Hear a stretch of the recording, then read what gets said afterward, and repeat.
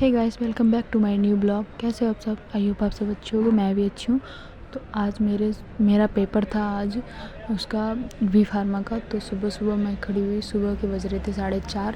तो मैं सुबह खड़े होकर सीधा अपने पढ़ने बैठ गई, क्योंकि सुबह का ये टाइम ऐसा होता है कि कोई डिस्टर्ब करने वाला नहीं होता और कोई काम नहीं होता, तो जिससे कैसे भी पढ़ना चाहो बिना किसी को डिस्टर्ब कर किए पढ़ सकते हैं।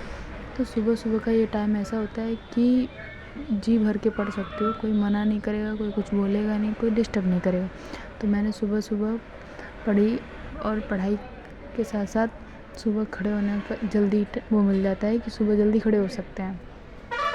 मैंने पढ़ने के बाद फिर टेंशन था कि आज पेपर है, तो सुबह जल्दी खड़ी हो गई। और पढ़ने के बाद फिर बहुत सारे काम हो जाते हैं, तो मैंने सुबह सुबह खड़े होकर अपनी पहले पढ़ाई करी। तब उसके बाद कुछ और सोचा। तो एक हाउसवाइफ़ के लिए सुबह जितना जल्दी खड़ी हो जाए वही सही है, क्योंकि फिर तो काफ़ी लेट हो जाते हैं। अभी तो कितनी गर्मी पड़ रही है, तो मैं सबसे पहले खड़े होके सुबह सुबह मैं पढ़ाई करती हूँ, और उसके बाद फिर 4 से 6 पढ़ लेती हूँ। उसके बाद 7 बजे से काम शुरू कर देती हूँ। अपना काम फ्री करके फिर दोपहर में पढ़ने बैठ जाती हूँ। तो आज मेरा था एग्ज़ाम, तो सुबह सुबह बहुत जल्दी उठी मैं, और उठने के बाद पढ़ाई करने के बाद फिर मैंने अपनी पूजा की।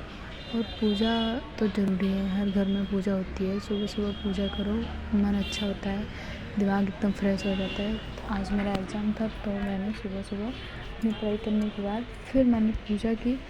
और मेरे जो लड्डू गोपाल हैं उनकी मैंने पूजा की। पूजा करने के बाद फिर मैं अपने रूम में आके रेडी हुई। रेडी होके मुझे जाना था एग्ज़ाम के लिए। मेरा टाइम था 9 बजे से। 9 बजे से मुझे घर निकलना होता है, 11 बजे पहुंच जाती हूँ। उसके बाद 11 बजे मेरा पेपर स्टार्ट होता है, और 2:30 बजे तक पेपर चलता है। तो मैं तैयार होकर निकल गई थी एग्ज़ाम के लिए।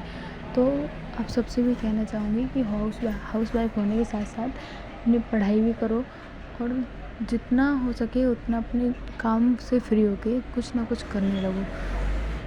थोड़ी बहुत पढ़ाई कर लो, थोड़ा बहुत कुछ और कर लो, तो अपनी इससे कि टाइम पास होता है अपना। कोई फालतू की बातें नहीं करना, कोई कुछ नहीं करना। तो उससे अच्छा मैं तो अपनी पढ़ाई करने के बाद सीधा अपना काम करती हूँ। काम करने के बाद अपनी पढ़ाई करती हूँ। So thank you, bye bye. मिलते हैं अगले पार्ट में।